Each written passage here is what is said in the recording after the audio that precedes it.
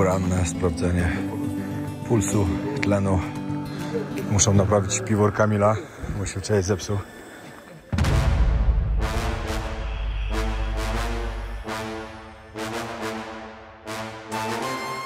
Chłopaki wodę uzupełniali na trasę z górskiego źródełka. No, zaczęło trochę wiać zimnym wiatrem. Dobra, wszyscy się rozbierają. Mgła jest taka okropna, że szok, no i ruszamy. 3 km mamy w dół.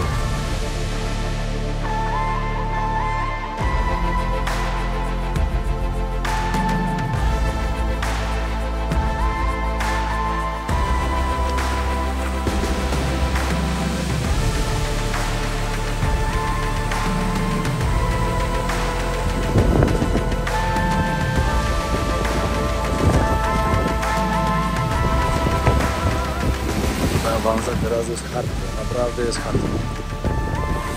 Strasznie nieprzyjemnie się idzie. No ale cóż, nikt nie mówił, że będzie lekko. Nie wiem, to było serio na minusie w nocy, ale dawno mi nie było tak zimno jak dzisiaj.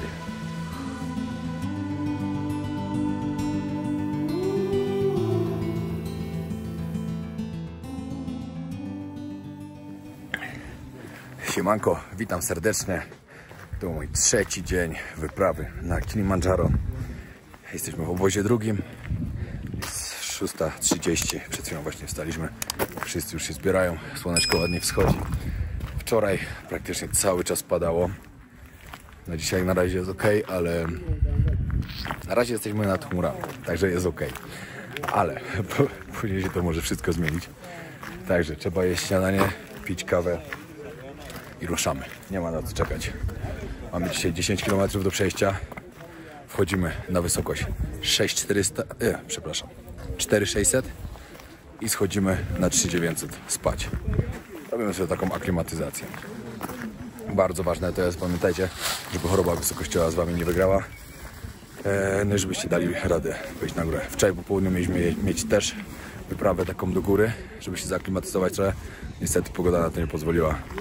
No padało centralnie co 10 minut. Ale tak to jest. Jeśli jeszcze nie widziałeś pierwszego albo drugiego odcinka, zapraszam. Będzie ich 6, będzie cała seria z tego, jak wszedłem, jak zdobyłem najwyższy szczyt w Afryce, czyli Kilimandżaro. 5895 metrów.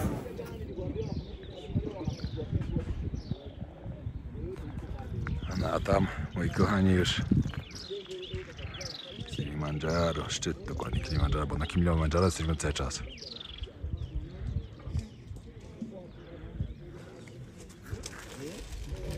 No, z tej strony, czekajcie, dojdę tam do brzegu, pokażę wam, jak pięknie poniżej naszej wysokości są zawieszone chmury. Widziałem pierwszy raz takie coś właśnie parę dni temu, jak byliśmy w Ugandzie i jechaliśmy dokładnie tam w góry, też na goryle. No i teraz znowu to jest, ale najbardziej nie mogę się doczekać tego widoku, jak będziemy na szczycie już i o 6:30 zacznie słońce wschodzić i właśnie będą też takie chmury. Jest niesamowity widok.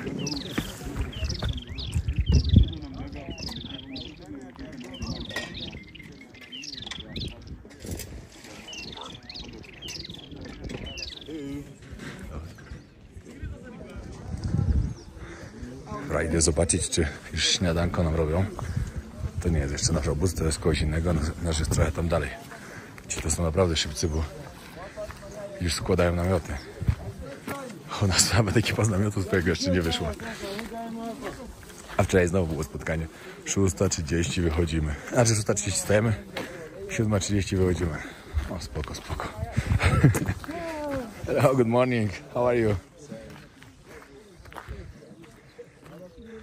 Mamy malutki obozik.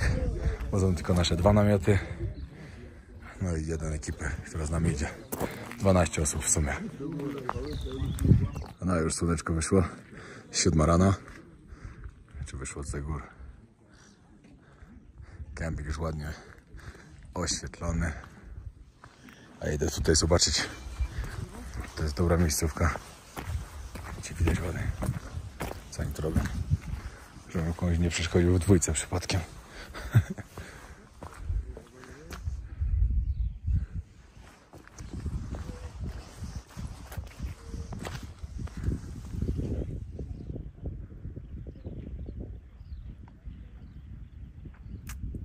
Piękny widok.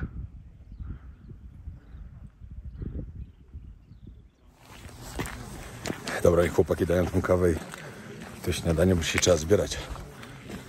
Jest naprawdę piękna pogoda. Nie ma na to czekać. Później się pewnie popsuje. A fajnie jakbyśmy mieli już kemping rozłożony, zanim zacznie padać. Wszyscy poskładani tutaj. No nie wszyscy, ale dużo. A u nas to nawet jeszcze siedzą sobie i gadają. Mówię, że wszyscy poskładani, a u nas sobie siedzą i gadają.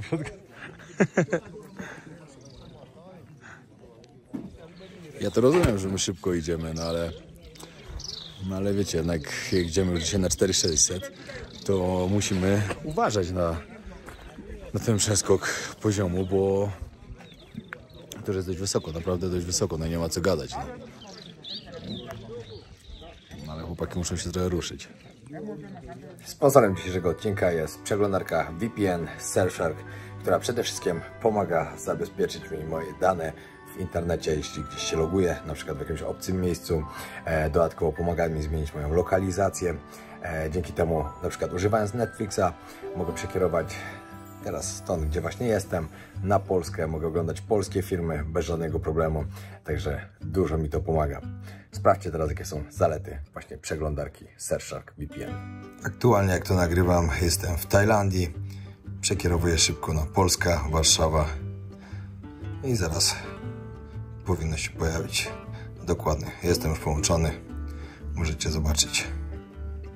W tym miesiącu dodatkowo z okazji tego, że są święta, że jest grudzień, na hasło Wojownik macie dodatkowe 6 miesięcy przy zakupie całego pakietu, także bardzo serdecznie polecam skorzystać z promocji, wcisnąć link na dole, który macie i skorzystać, bo bardzo się opłaca. Dodatkowo jeszcze musicie pamiętać o tym, że przy zakupie Surfshark One macie antywirusa, który pomaga Was zabezpieczyć.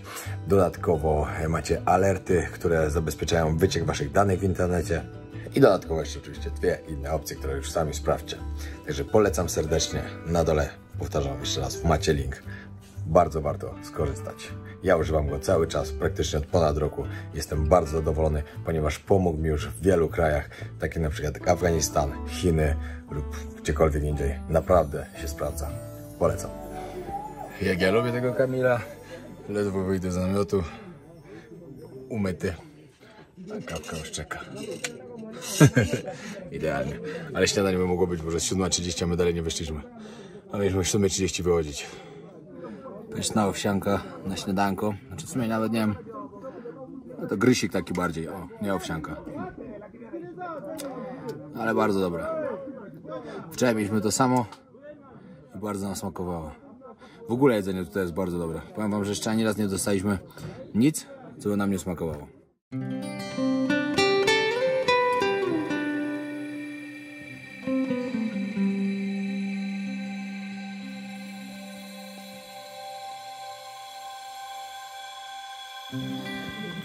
Roti z jajeczkiem, z omletem. Do tego tosty z masą orzechową, z dżemem i grysik, kawka. Eleganckie śniadanie.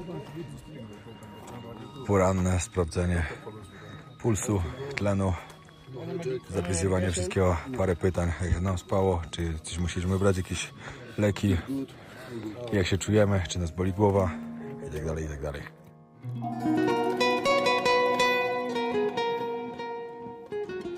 Chcę pomyśleć, jakby to pięknie wyglądało. Mógł przelecieć dronem. Oczywiście jest zakaz totalny. Sprawdzają na wejściu, czy macie. No ale patrzcie. Robi taką robotę ten widok. Dajcie znać w komentarzach, kto z Was widział kiedyś takie coś, a jak tak, to gdzie? Ja naprawdę widziałem kawał świata i dopiero drugi raz mi się to zdarza, że to widzę. Chłopaki składają nasz mini obóz. Trzeba wszystko poskładać dobrze. O, jedzonko jest.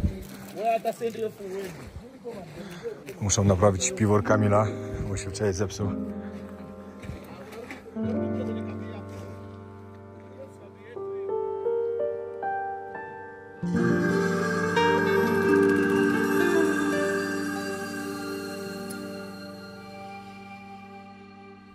i startujemy.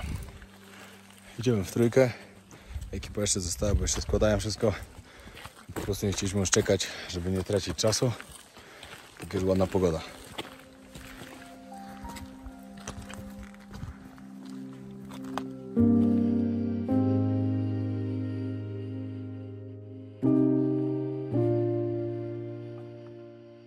Chłopaki wodę uzupełniali na trasę z górskiego źródełka.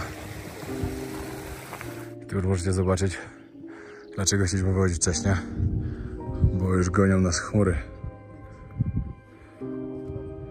No. Zobaczymy, na ile zacznie padać. Jak na razie jest fajnie, no jest, zobaczcie, nam przewodnik mówił, że jesteśmy w takiej strefie. To się nazywa Vegetation Zone. Tutaj już rosną takie małe krzaczki. Już wiecie, tu już jest coraz mniej tlenu, także roślinność jest coraz mniejsza. No i będziemy wchodzić do góry. No i tam dalej się zacznie już niby taka pustynia. Znaczy, wiecie, górska. Powiedział, że jeszcze trochę wchodzimy.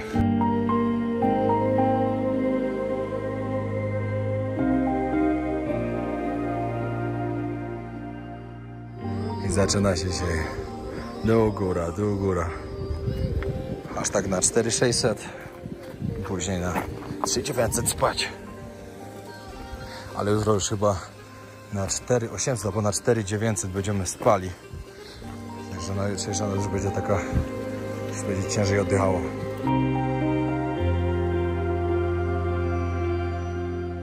No jesteśmy już na 4000 metrów, 4130 dokładnie metrów z poziomu morza.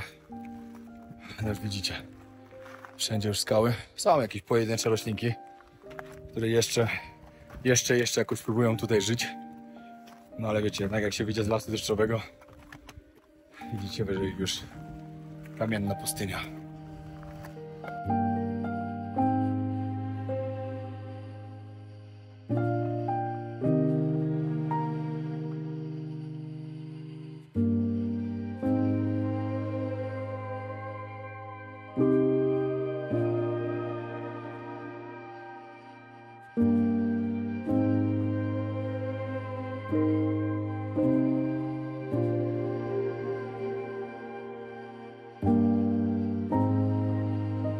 Fajne jest też to, wiecie, jak się szło na Everest Base Camp, szło się tą samą drogą do góry, tą samą w dół.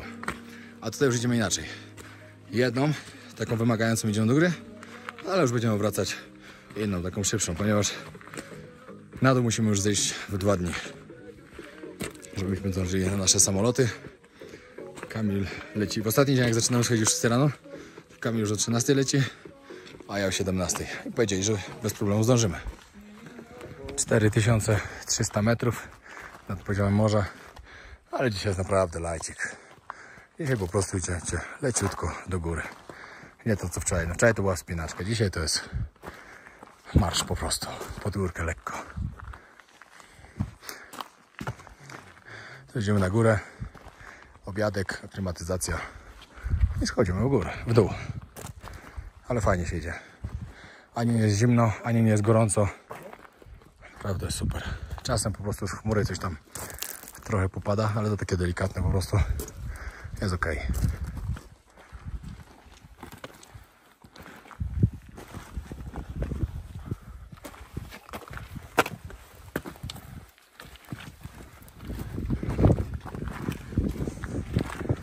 No, zaczęło trochę wiać zimnym wiatrem.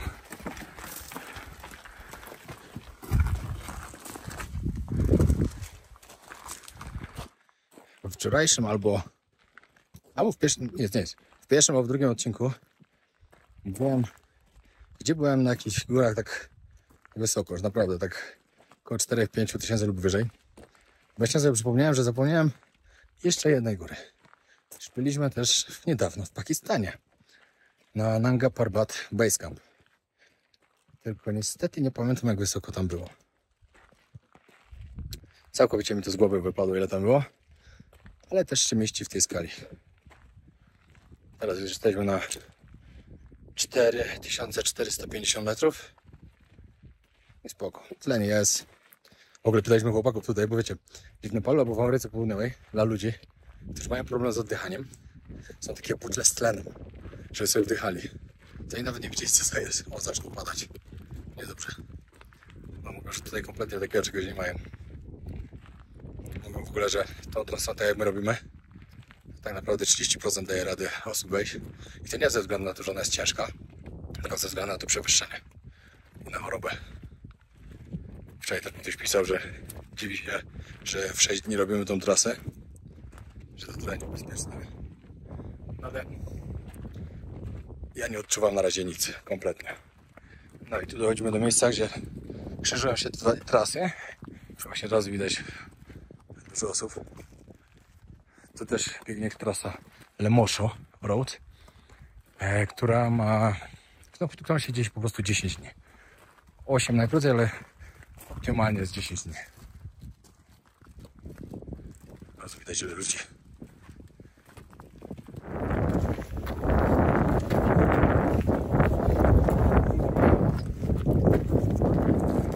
Kolejny raz w kolejnym miejscu to powtórzę. Nienawidzę ludzi, bo są, znaczy nie wszystkich oczywiście, ale tych, którzy w takich miejscach zostawiają plastik i tak dalej.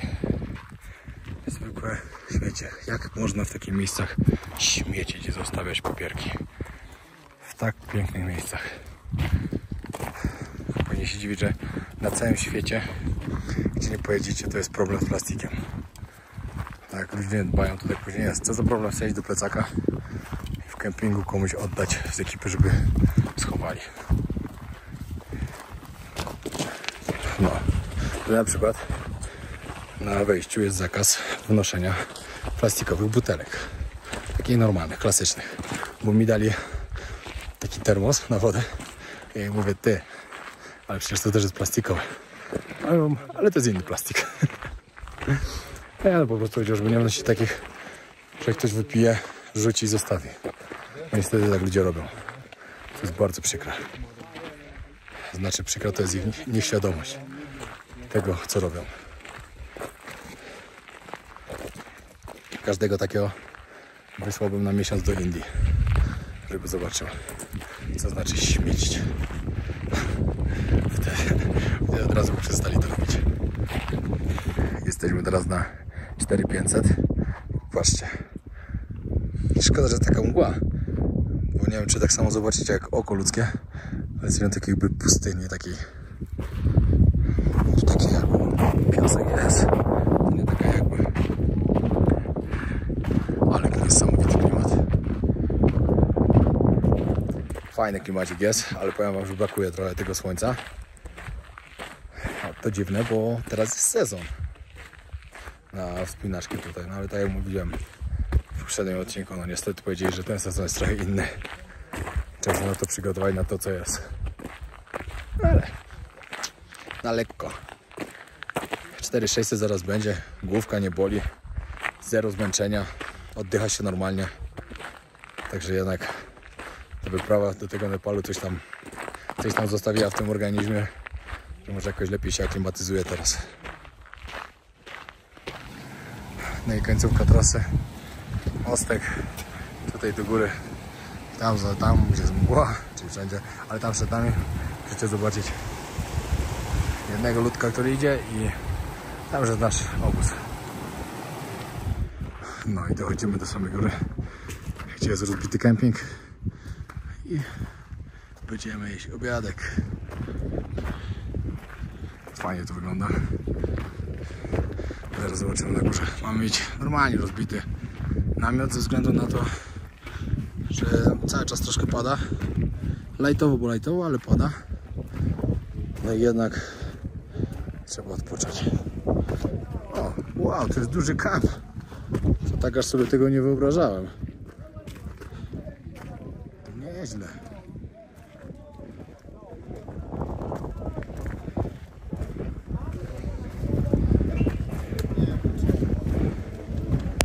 Pięknie, pięknie.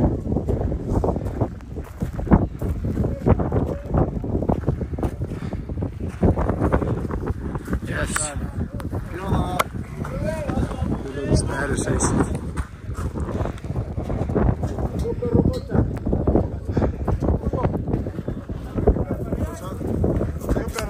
Dobra robota. Co, pokażę, jak to dalej wygląda.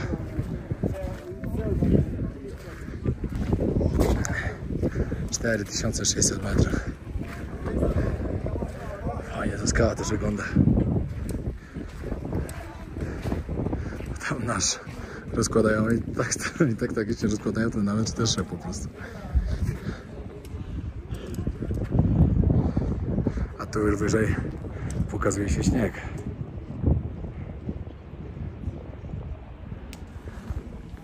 Fajny klimacik.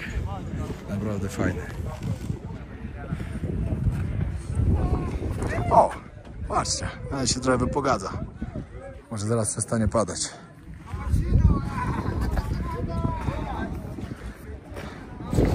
Pamiętacie, jak przed chwilą mówiłem, że fajnie się pogadza? Cofam tu.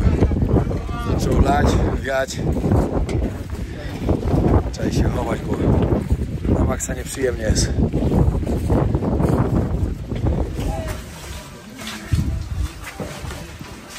Rozlało się mocno. A ja chłopaków w namiocie przygotowują wszystko. Tutaj będą gotować.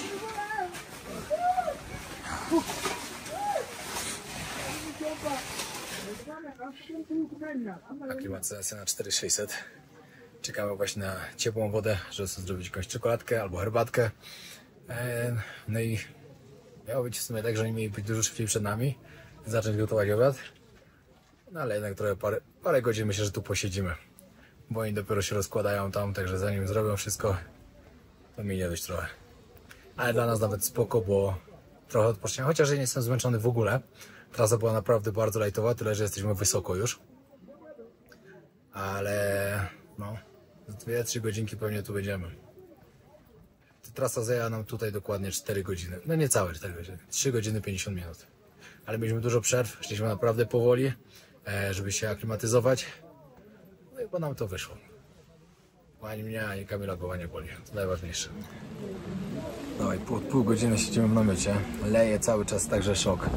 Namiot przecieka już, kapie cały czas po nas. Ja sobie czytam książeczkę. Kamil się strasznie nudzi, bo nie ma co robić. Czekamy na ten obiad. No ale co? Pada to pada, no nic na to nie poradzimy. No. Mam nadzieję, że jutro będzie troszkę inaczej. Jutro będziemy już dość wysoko. Jutro będzie też taka noc trochę nieprzespana, bo tak naprawdę wieczorem, jak jutro dojdziemy, to już w nocy później zaczynamy atak. Ja w ogóle myślałem, że jutro jeszcze tam śpimy i kolejny dzień zaczynamy, a to się okazało, że jeśli jest 7-dniowa wyprawa, to tak jest. A jeśli nie, to dochodzimy jutro po południu na 4680 chyba, coś takiego. Obiadek, kładziemy się do szybkiego spania, żeby się wyspać. No, pierwszy atak, ruszamy. To się zacznie największa przygoda tej wyprawy. Codziennie jest jakaś przygoda, bo codziennie są jakieś słabe okoliczności niestety, ale jednak atak szczykotowy w nocy to będzie największa przygoda z całej tej wyprawy. Dobra, gotowi. Przestało trochę padać. Chociaż tak trzeba polerny, bo cały czas co chwilę padało, powiem tak. Teraz przestało chwilę, także musimy po prostu ruszyć. Normalna trasa w dół to jest około 2 godzin. My chcemy to załatwić w godzinę, żeby jak najszybciej na dół dotrzeć. No i później, wiecie, relaksować. Dobra, wszyscy się rozbierają. Mgła jest taka okropna, że szok, no i ruszamy. 3 km mamy w dół.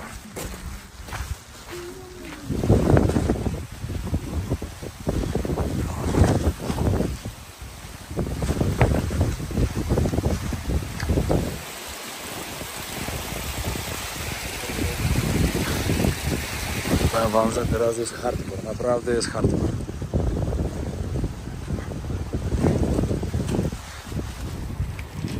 Ale jest nieprzyjemna pogoda. Jest tak nieprzyjemnie, że po prostu szok.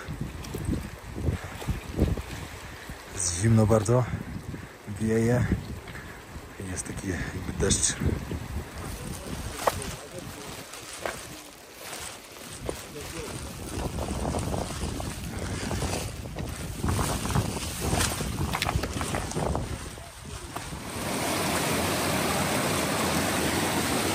Strasznie nieprzyjemnie się idzie. No ale cóż, Nikt nie mówił, że będzie lekko.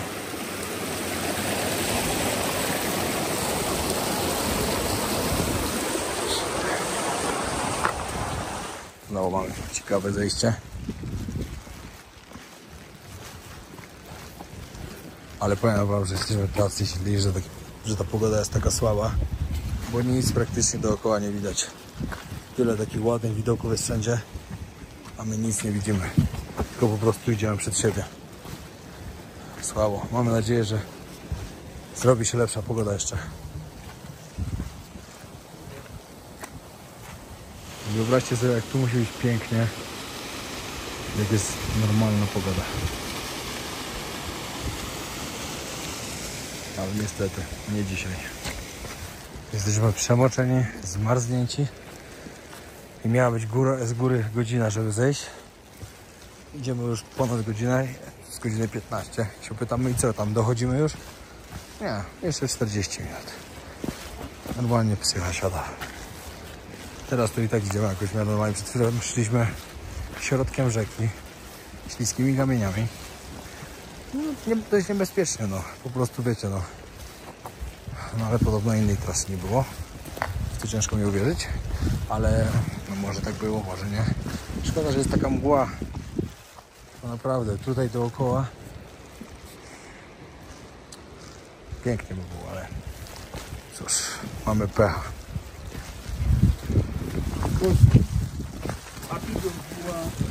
Ale by tu wyglądało, jakby było słońce.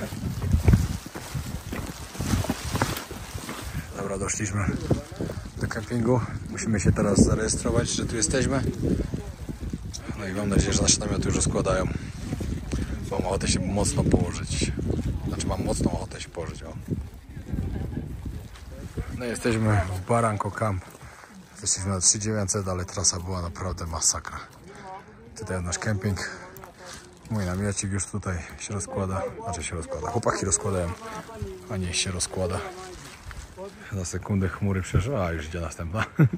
Dobra, za dużo chciałem powiedzieć.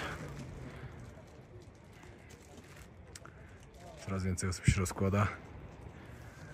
A się idę kimnąć za chwilę. Trzeba się umyć chusteczkami mokrymi i kimnąć. Powiem wam, że wolał chyba, żeby śnieg padał, niż to, co jest, że jest deszcz, zimno i wiatr. No i ta mgła, że nic nie widać. Masakra. Wiecie, to odbiera... O! Masakra, to jak teraz ściągnąłem buty. Ojej, to jest masakra. Ale to nic. Zaraz nóżki będą umyte. Patrzcie, jak chusteczki napompowało od ciśnienia.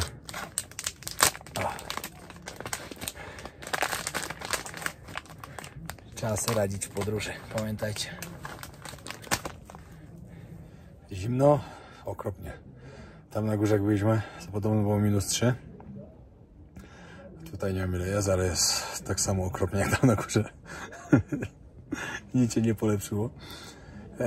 Wiadomo, na mycie jest troszkę cieplej, bo jednak się grzeje od tego, że tu przybywam. Ale na zewnątrz jest naprawdę niefajnie. No. Wiecie co, taki w sumie byłem zdenerwowany tym wszystkim. Takie widoki, wszystko i tak dalej się nie udaje. I Ala do mnie napisała i mówi: czym ty się przejmujesz? Najważniejsze jest to, żebyś wszedł do góry.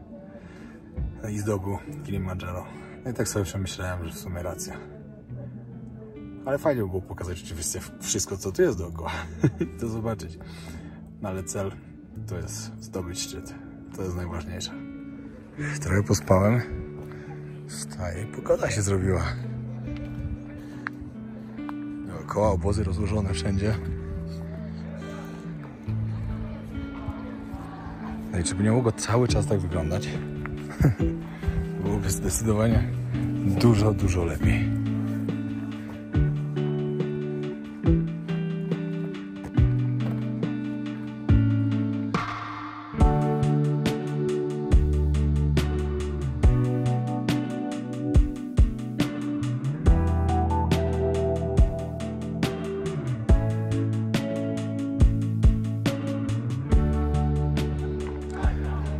śpiewają i tańczą.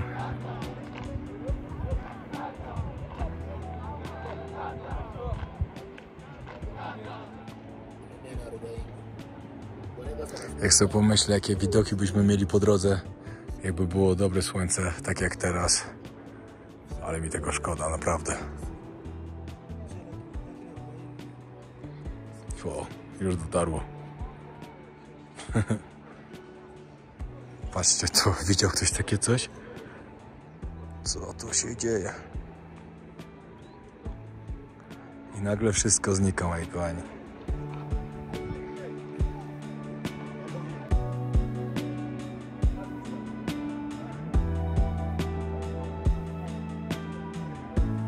Przynieść nam zupkę na kolację, jaka to jeszcze nie, bo nie próbowaliśmy. Do tego oczywiście Milo, czekoladkę gorącą, trzeba się napić. No, na zewnątrz jest już bardzo nieprzyjemnie, jest tak zimno, że szok po prostu. Teraz kolejne 2 dni to będzie przeprawa mocna. Najważniejsze, żeby nie lało, reszta już będzie spoko. Popatrzcie, co tam się dzieje.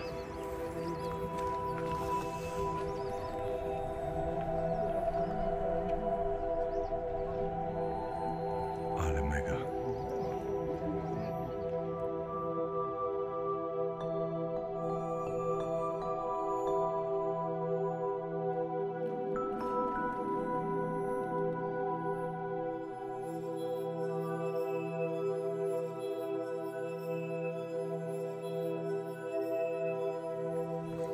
Robi wrażenie, co?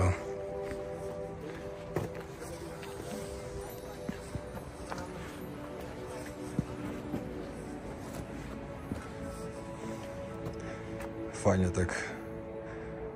taki słaby dzień z taką pogodą tak zakończyć. Naprawdę fajnie. Cieszy oko.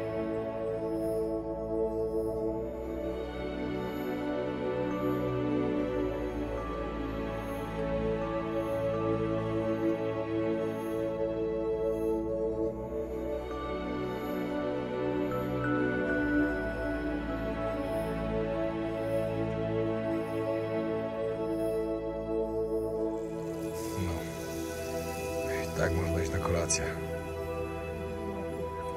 Ciekawe, jak będzie wyglądał wschód słońca. Na kolację makaronik, już stwierdziliśmy prawie, i pomarańczka. I kończymy ten dzień. Jeszcze trochę książkę poczytać do spania. Chłopaki przed chwilą u nas byli, opowiadali nas, co nas czeka jutro. No, od jutra zaczyna się ciężka przeprawa, naprawdę ciężka. Najpierw musimy dojść do base campu. Tam mamy około 10 km. Parę godzin przerwy, budzimy się o 12 w nocy i ruszamy zdobywać szczyt. Na szczycie mamy być około 6 rano, 6-7 i później schodzimy w dół.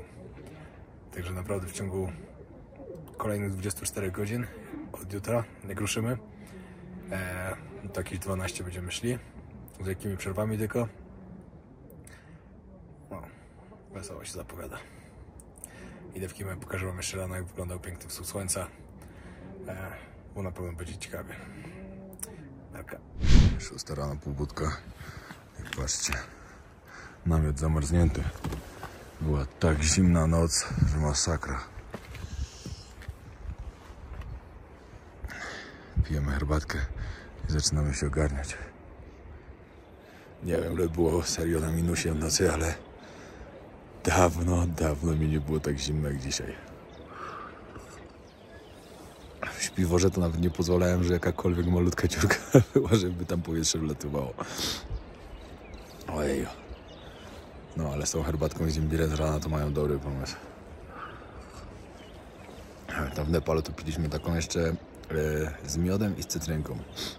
Pycha. To był normalnie mój smak Nepalu. No. To było na tyle w tym odcinku. My się ogarniamy. Trzeba się umyć. O, myszka. Kamilowi do namiotu weszło. No trudno. Tak tam nic nie znajdzie, wody jedyna. No dobra. kończę ten odcinek. Dzięki wielkie, że oglądaliście. Trzymajcie się. Dzisiaj zaczynamy wyprawę. Dochodzimy na 4, 6 albo 7. Nie, 4, sorry. Dochodzimy chyba na 4800. Obiadek, prześpimy się trochę i o 12 w nocy atakujemy szczyt. Także oglądajcie całą serię do końca. Zaczyna się konkretna przygoda. Pozdrawiam serdecznie i pamiętajcie o tym, żeby zasubskrybować kanał, żeby was nic nie ominęło. Macie dużo ciekawych serii, jeśli jesteście nowi na tym kanale. Dużo do zobaczenia. A ci, którzy już długo tutaj są, to jeśli możecie, to zróbcie. Pozdrawiam serdecznie. Trzymajcie kciuki, żeby się udało, bo dzisiaj będzie dzień próby.